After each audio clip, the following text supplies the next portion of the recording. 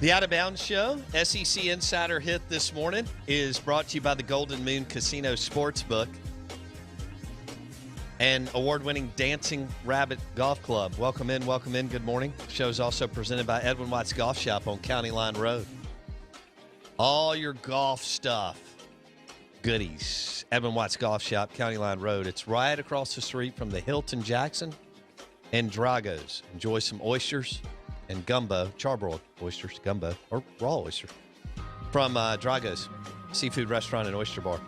105.9 The Zone, ESPN, WRKS. We're live in the Bank Plus studio. Our guests join us on the Parish Canebrake Brewing guest line, and we welcome in Brad Edwards, College Game Day, on ESPN Radio. Now, Brad, I feel confident that you know these stats, but I was looking at this, how bad Notre Dame has been the last 7 championships, semifinal, or New Year's 6 bowl games.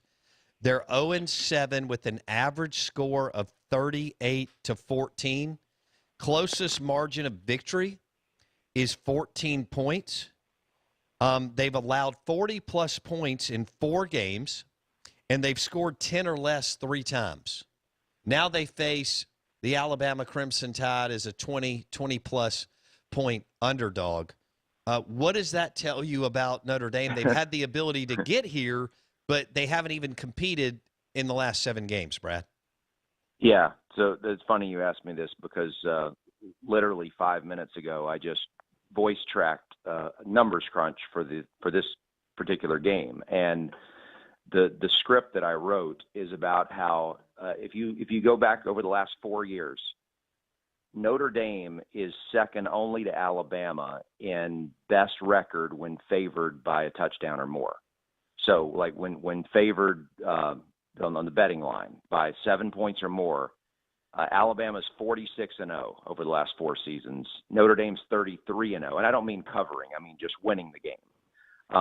And so they're second only to them as far as the best record. And what that tells you is that they've gotten to a point with their program where they win the games they're supposed to win. You can count on them to do that. And that level of consistency translates into always having a number to the left of your name, which means in Notre Dame's case, they're relevant. And I realize there's some people that think Notre Dame's always relevant, and you could make that argument. But during, I don't know, the last 30 years, there have certainly been stretches where Notre Dame was really struggling. And people were asking the question, why does NBC even bother paying this money and all that? So Brian Kelly has gotten them to a point where that's no longer an issue. The question is not their floor. The question is now their ceiling. How good can they be at their best? And what you just spoke to was the next place that I went in this script, which I didn't go with the New Year's 6. I just went the last 3 times that they have played a top 4 team in a championship setting, which would be the BCS title game against Alabama, lost by 28, the semifinal against Clemson 2 years ago, lost by 27, and then the ACC championship game 2 days ago that they lost by 24. You know, that's the best gauge, because that's where both teams have equal stakes. And so you're going to get the best performance out of Notre Dame and their opponent, no questions asked, and they haven't come within 3 touchdowns in any of those games. So the committee has gifted them another chance to go out there and show that the gap between them and greatness, as I described it at the end of the piece, is not as big as what we've seen or even what we saw 2 days ago. So we'll see how they do. I do think Notre Dame defensively is the best team Alabama will have faced since Georgia. Now, of course, they did score 40-something on Georgia, but that also was with Jalen Waddle, who they no longer have out there. It was with their starting center, Landon Dickerson, who's going to be out for the playoff now. So maybe Notre Dame could do something to hold Alabama to in the 30s. And if they do, can they score enough to keep it competitive? I don't know. I mean, well, that's what remains to be seen. Okay. So Alabama loses one of the best receivers in the country, and they roll through everybody and haven't missed a beat. and now they're a 20-plus point favorite in their semifinal game. Sizing it up now, if we get Bama Clemson, what do you think the line will be, and do you give Clemson a shot to even possibly win the game? Oh, yeah, I give Clemson a good shot. Okay.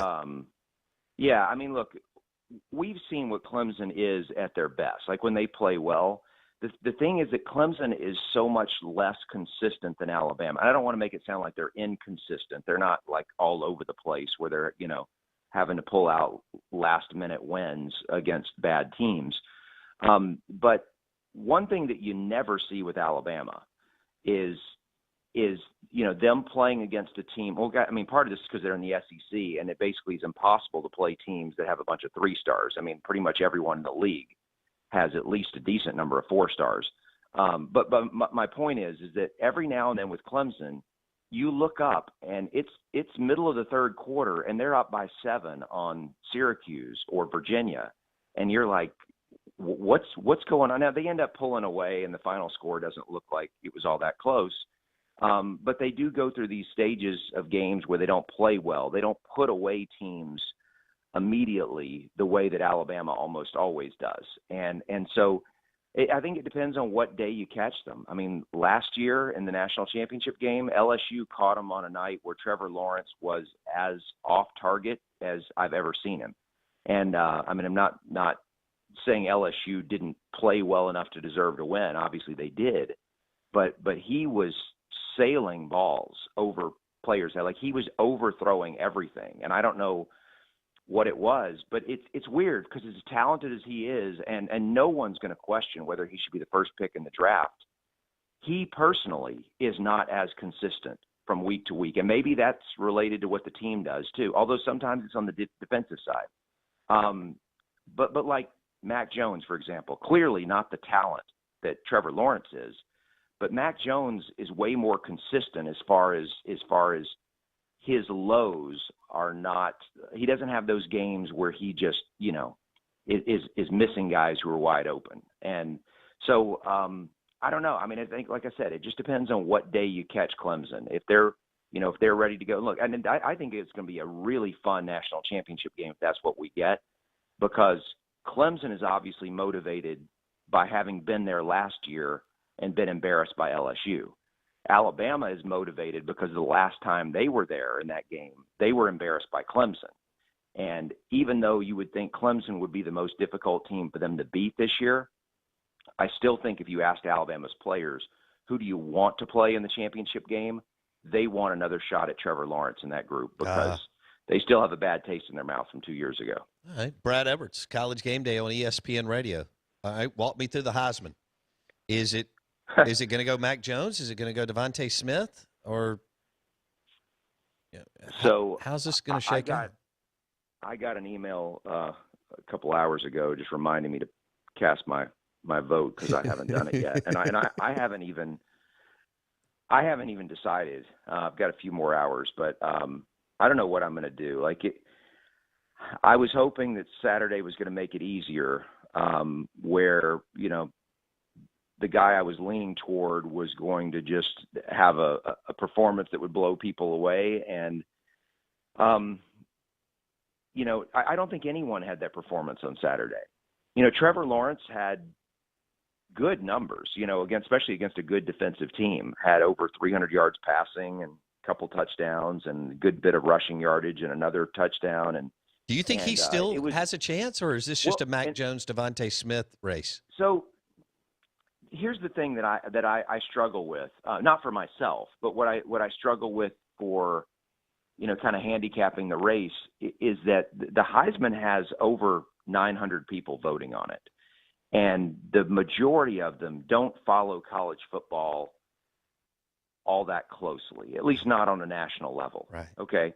So you've got a lot of people who are like the beat writer for the Casper, Wyoming Tribune or the Honolulu Advertiser, or, like stuff like that. And no, I'm serious. That the majority of people who vote on the Heisman fall into categories like that. So I just wonder, do they watch Alabama play every week? Do they I mean, I know they know who Devontae Smith is because he obviously caught the national championship winning touchdown as a freshman. Right. But have they watched Mac Jones play? I mean, I know they look at the stats, but have they seen the games? And if you don't watch a lot of the game, I'm not saying they've seen none of them, but if you don't watch the games week in and week out, the easy fallback is the one name you know the best, which is Trevor Lawrence. And you can look, and his stats are good, you know, and say, hey, you know, he didn't play against Notre Dame. They lost. He did play. Look what happened. So, and you can make the case he's the best player. You know, I mean, the NFL will tell you that. He's the best player. So that's my question: That's is how many point, guys are just going to kind of be, I don't want to say lazy about it, as if Trevor Lawrence isn't good, but it's a really easy default is to just go to him, especially when you get confused over the Alabama guys, because you come in a Saturday thinking, okay, is it Devontae Smith or Mac Jones, and then Najee Harris goes off, and if you look the 2 times this year, the Ole Miss and Florida games, that Alabama had to keep the pedal down offensively for 4 full quarters, Najee Harris just exploded in both of those games. And so you're like, what kind of season would he have had if they had been pushed every week? So, you know, they've got 3 guys. I mean, I tell you what, Kyle Trask, if you had asked me 3 weeks ago about his chances, I would have told you, and this is before they lost to LSU, assuming that they were going to go into the SEC championship game with 1 loss, which obviously they didn't, I would have said the only way he can win the thing without Florida winning that championship game would be for him to, you know, outplay Mac Jones, to look better than Mac Jones, even though they lost in a shootout. And I think that's exactly what he did. Like, I came away from that game thinking Kyle Trask is a better quarterback than Mac Jones. He made more throws in that game that you're just like, man, that was an NFL type throw, where he put it into a spot where, you know, if it's off just a little bit one way or the other, it's knocked down or even picked off. Jones had a lot of passes to guys who were, you know, open. And so I'm not saying Jones didn't play well, but when you look at 2 guys that were both over 400 yards passing, I think what Trask did, the way Trask did it, was more impressive than the way Jones did it. So, I mean, I still can consider Trask. And by the way, you watch that game, you're reminded once again, the best player at his position relative to everyone else in the country who plays that position is Kyle Pitts. Like, so I've got all this swimming around in my head, and I'm trying to figure out which way to go. I see the odds. The odds have Devontae Smith as the favorite. And I don't know. I just have a hard time agree with believing you, that the Brad. bulk of people nationally see it that way. I mean, I have no problem with the idea that Devontae Smith was the most outstanding player in college football for 2020. But as okay, a can I interrupt you and throw this out at you ahead. as a Heisman voter? Yeah. Brad Edwards, College Game Day on ESPN Radio. You're walking us through the right stuff. With Devontae Smith, here's what else impresses me. They lost Waddle, so everybody focused on him even more, and he never checked up, Brad, against some of the better top 10, top 15 recruiters that I know have athletes in their secondary. Yeah, and that's the thing, is that after Waddle went out, that's when you would think that, okay, the game plan is let's just take away Smith, and he's only the guy that can hurt us, certainly can hurt us down the field. And his numbers just exploded at that point. And I kept waiting week after week. When is someone just going to bracket him, you know, put a second guy over there and just take him out, and what happens to the Alabama offense then? And the only team that was really able to do it was Arkansas. And Arkansas just exposed themselves in so many other ways by trying to take away Devontae and take away Najee, that Alabama still scored just as many on them as they do on everybody else. It didn't change the scoreboard. It just changed the way they distributed the yards. So, I just wonder, does the average voter look at a receiver who has 1 kick return touchdown and say, hey, no question, he's the best? Now, look, I'll add this on. And once again, this is way over the level of the average Heisman voter. But if you look at analytics and the value that positions have, we all recognize that quarterback is the most valuable position in the sport. And I think people have noticed, if you didn't figure it out on your own, if nothing else, you would notice it through the NFL draft, that running back is one of the least valuable. That you better be special as a running back for someone to even consider taking you with a first-round pick, because they're just so little of a gap between the best running backs and the rest of them as far as what they're capable of doing in an offense. But the second most important position on the field, based on analytics, is receiver now.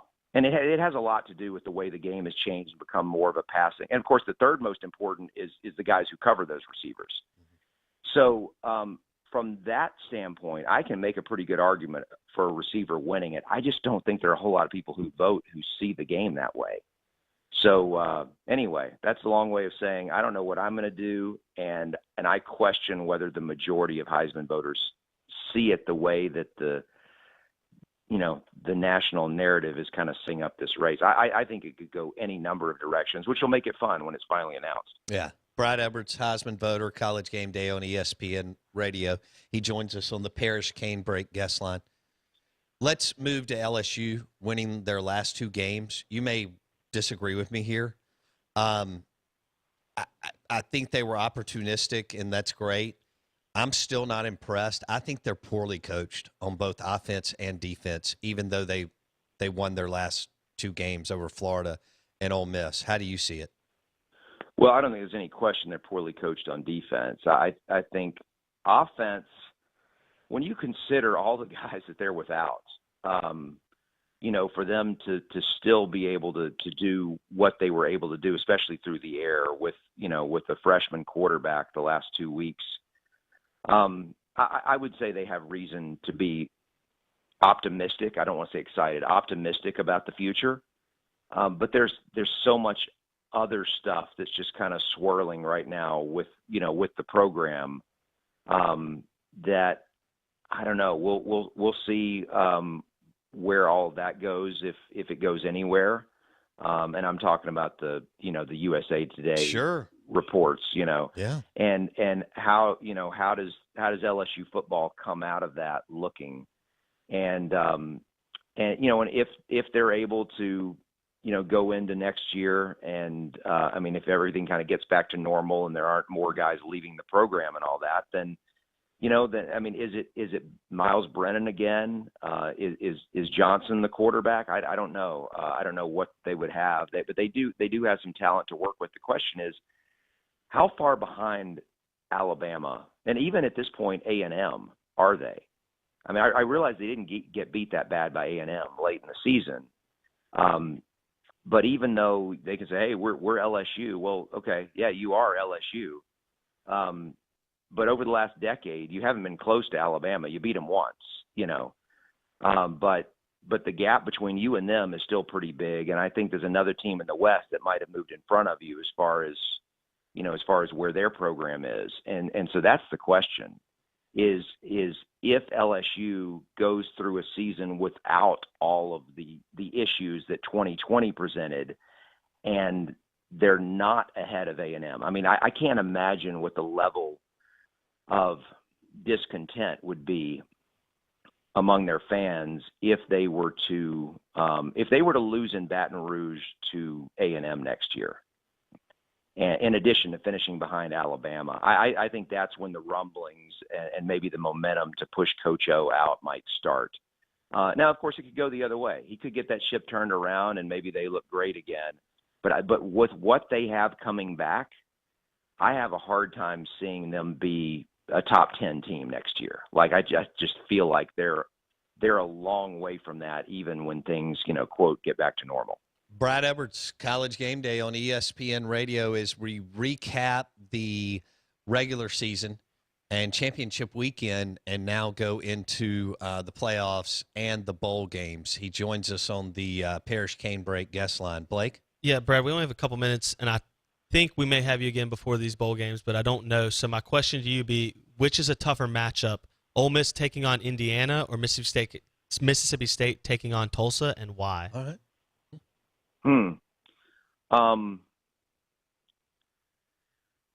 I would tell you what. I might. Well, this is a tough one, just because I think where you see the deficiencies for both teams,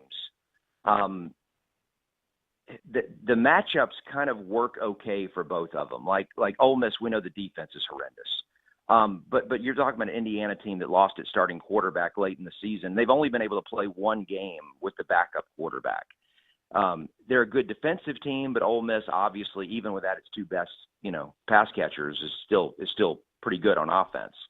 So I think that game could be really competitive. And with State, Tulsa has a very good defense, and I think State's offense could struggle against them as they struggled against most good defenses that they played this year. But Tulsa's offense is, I think, it's pedestrian. So I see both games being pretty competitive. I know that's a cop-out. You wanted an answer, and so maybe I'll just say Tulsa. I'll say the Tulsa matchup is worse. And the only reason I'll say that is because it's a group of 5 team getting a chance to play a Power 5 team. And I think that Tulsa's level of motivation because of that will be higher than State's. What is State going to prove by beating Tulsa? Whereas Tulsa can say, we beat an SEC team. Great point. So I'll make that my answer. But I think both of them are really interesting matchups because it's kind of a strength on – it's really a weakness on strength is kind of what you get on both sides of those games. That's a great point. A fired up G5 team to beat a Power 5 team. He is Brad Edwards, College Game Day on ESPN Radio. Brad, wish you and your family a Merry Christmas, man. Thanks for hanging out with us, but we'll do it again on the other side of the holidays. You got it. And Merry Christmas to you guys and everybody listening out there, and looking forward to catching up for the semis. Thanks, Brad. Appreciate it, bud. Brad Edwards, College Game Day on ESPN Radio. He joined us on the Parish Canebrake Brewing guest line. Parish Canebrake beer is out of Louisiana. It's a delicious wheat ale, highly recommended over the holidays. Give it a try. Tell us what you think. They have a great portfolio of beers, including Ghost in the Machine, too. So any number of brews or beers from Parish Brewing. And our featured beer right now is Parish Canebrake Wheat Ale. Blake, I thought he made some great points on Notre Dame and their lack of success. Yeah. In championship games. Yeah, but why they're still in the conversation, because they beat all these teams that aren't as good. So they look good, quote unquote, against teams they're supposed to look good against. Right. 46-0 and 33-0 against 7-point underdogs is a remarkable stat. It is remarkable. Hey, good show today. If you missed anything, go to Apple Podcasts, search the Out of Bounds Show. The show is brought to you by Went McGee, mortgagemanms.com. He'll shop the best rates for you. Also, Ace Bolt and Screw, powered by DeWalt Tools. New retail location, Gluckstadt, Madison County.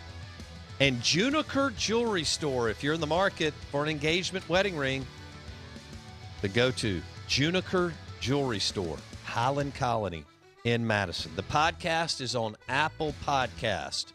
Search the Out of Bounds Show. You can also go to Facebook and search the Out of Bounds Show. Thanks for listening. Hope you have a great day. We'll be back tomorrow.